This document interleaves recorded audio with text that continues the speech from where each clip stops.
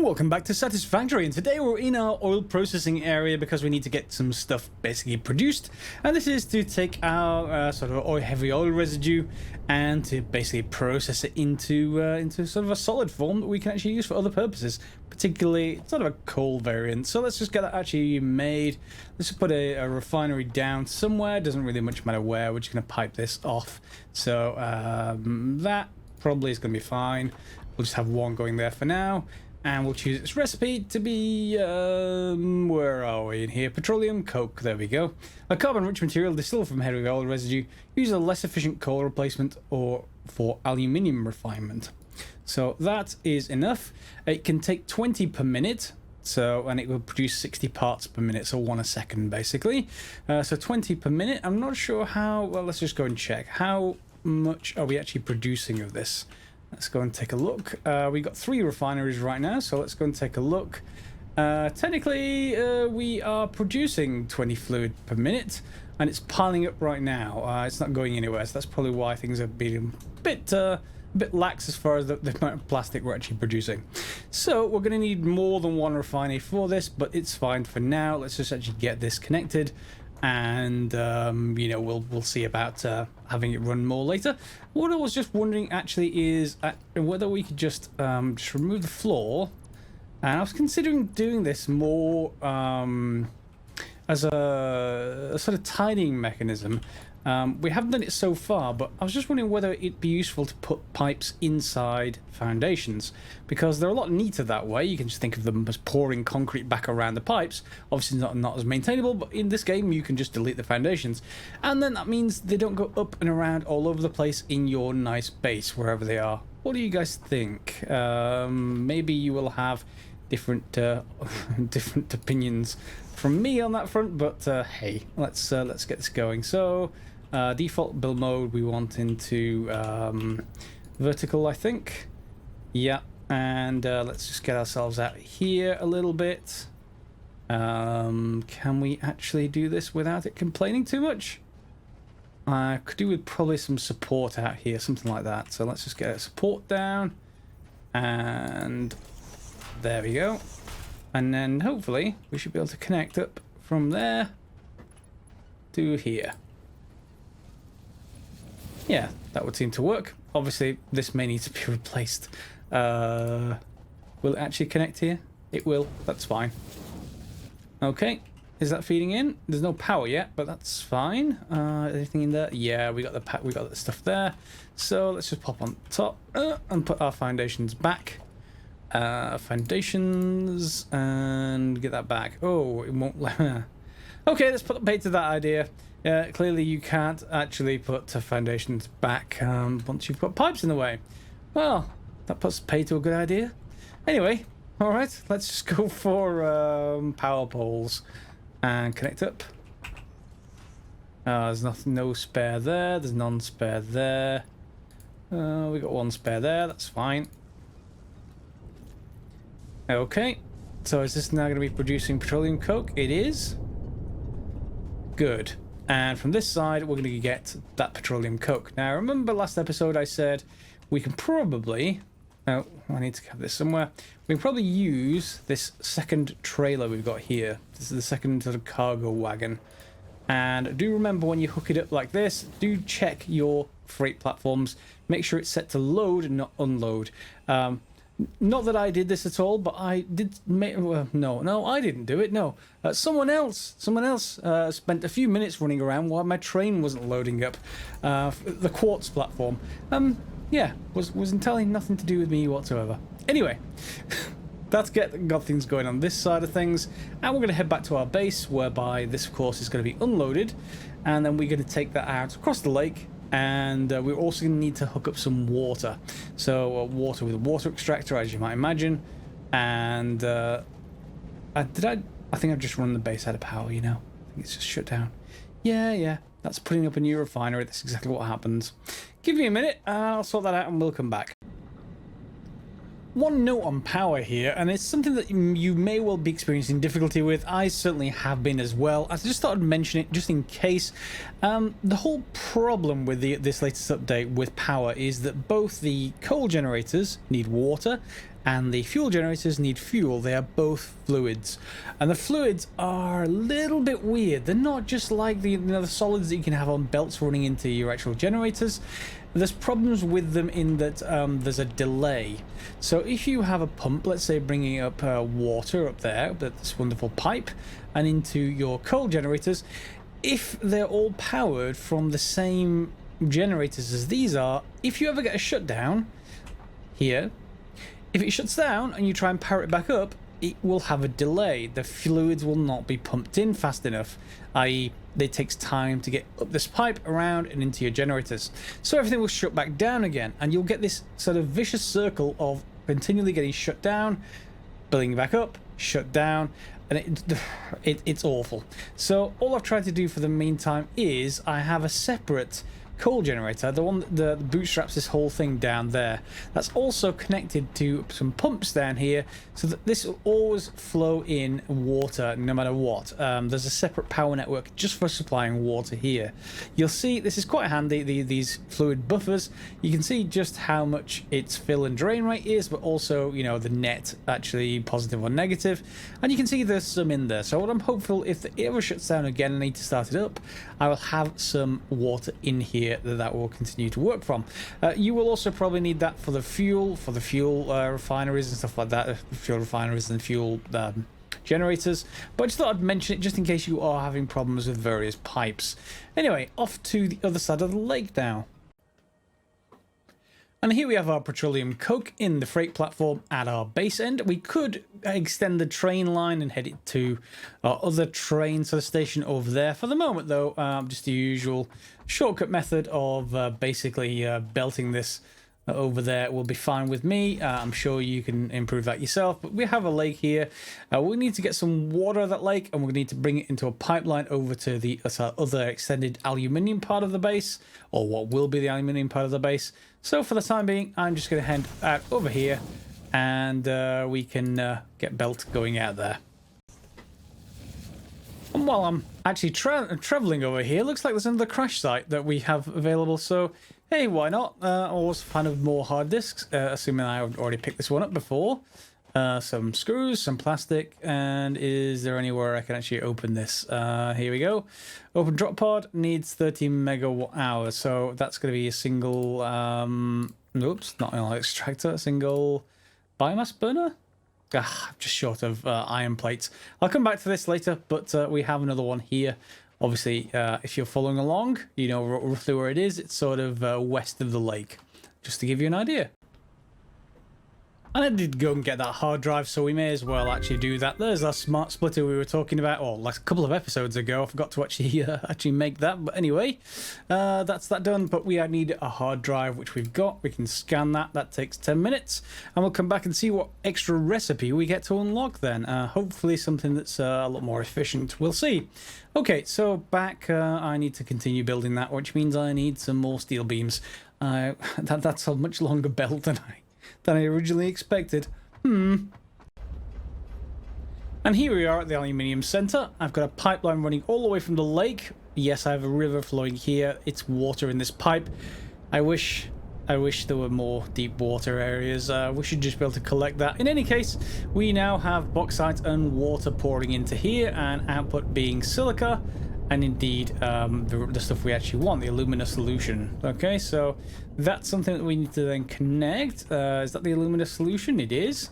And the alumina solution here is coming in here. That's fine. So all that we then need to connect up to this one is then the petroleum coke, and I think that is down there. Is that going to be too steep to actually bring up here? Oh, no, it might actually be fine. We obviously need to make this a lot tidier in future, but that's something else entirely. Something else we can manage. So let me just put down I want a stackable pole. So logistics, conveyor pole stackable. Can we actually get this feeding into here? Yeah, we'll let you turn around and then go in here. No, you really don't like that, do you? Yeah, I'm going to need to feed that in somehow. Let me just find another way in. brought it around the other side of the buildings instead, and that will actually, or should do us just fine, because we're going to need to bring a couple of things in here anyway, so let's just do that. So that's the petroleum coke coming in. I'll need to actually get the silica out of here. That is something hopefully we can actually get out of here. I'm going to clearly need to redo these later, but for now, that's not fine, but okay, it will do. Okay, on this side then, we should now start to get other stuff. Yes, we have some water. We could loop the water back. We don't have any way to avoid water, so yeah, I'm not sure what we do with it otherwise. But that gets us aluminium scrap, which is the important thing. It is, of course, solid. And then we have foundry here that needs aluminium scrap and silica. So I think we should move this one because it needs to be in a slightly different place to mean I can get rid of the water. And that's going to be a little bit clipped there, but that's fine. Let's just set this up so it's running. I can start getting some sort of Alclad sheets without any further issues. So let's just get that down there. And it's going to go in here. Aluminium ingots. Yes. Let's create that. And that just now needs to have silica. So the silica you can use from here, of course. And you can feed that in. I guess we can feed in somewhere here, like this. And then we can bring it in. I'm going to extend it a little bit. Yep, there we go. And scrappily, that will actually connect. And if we need any more, because we will, to keep this going, we've got whole containers full of it here. And we can literally just put a logistics merger right here. Once it actually decides. Yeah, there we go. We can put that on any of these. Not that one. On any of these.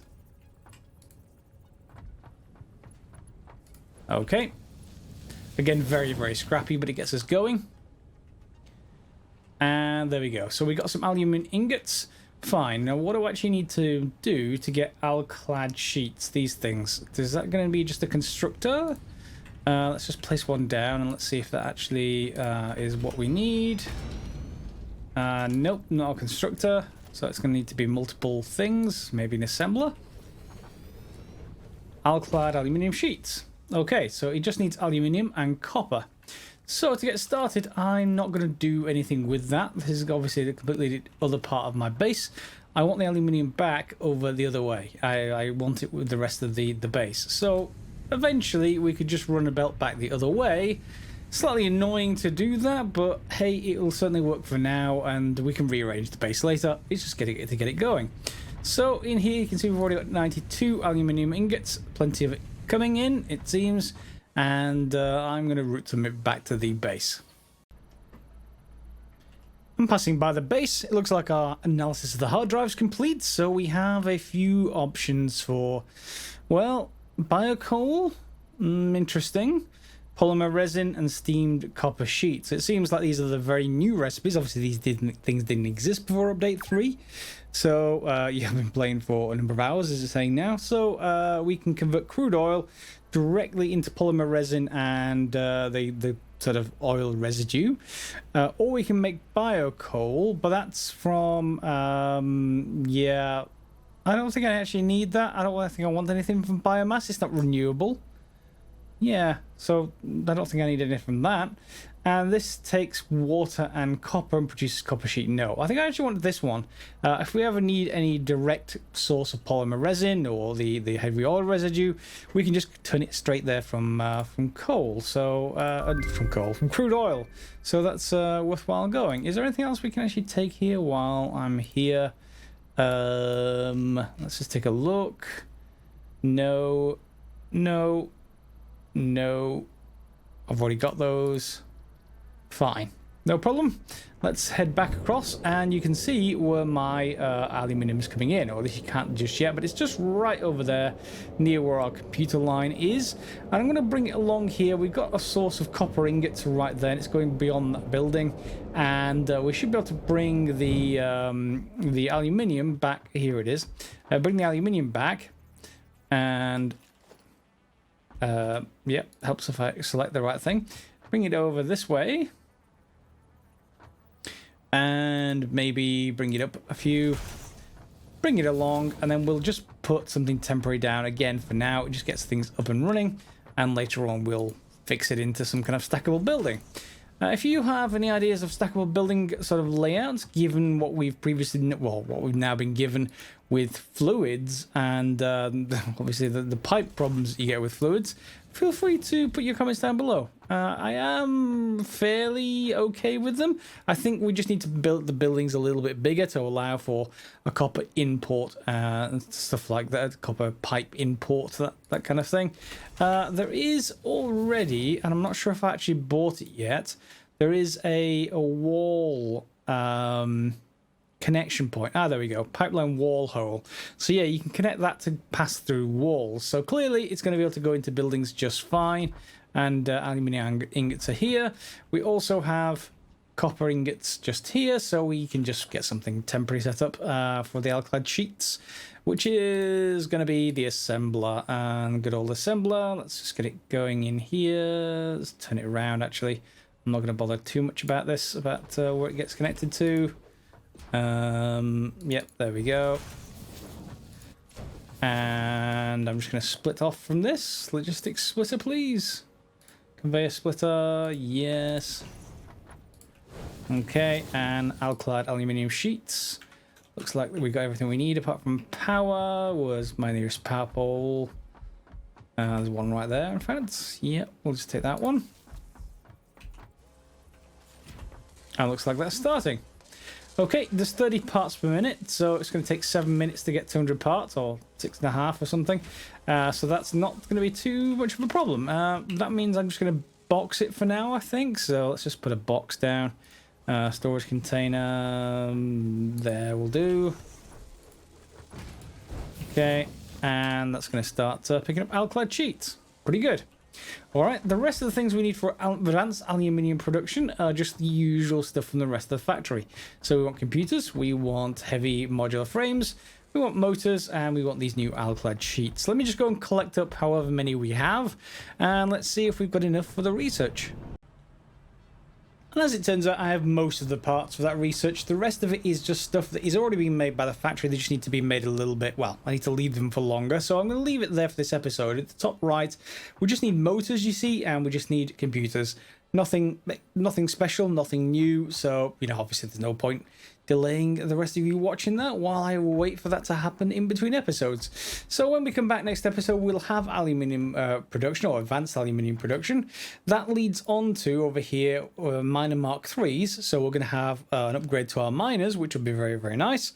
Of course, you'll then have to consider about upgrading the belts into them, but because we've built the majority of our stuff stackably, particularly the miners like iron miners and copper miners, it just means that we can just build up. As long as we have enough bottlenecks available, lack of bottlenecks available in the belts, then we can just keep going up and replacing the miner that's on the bottom floor.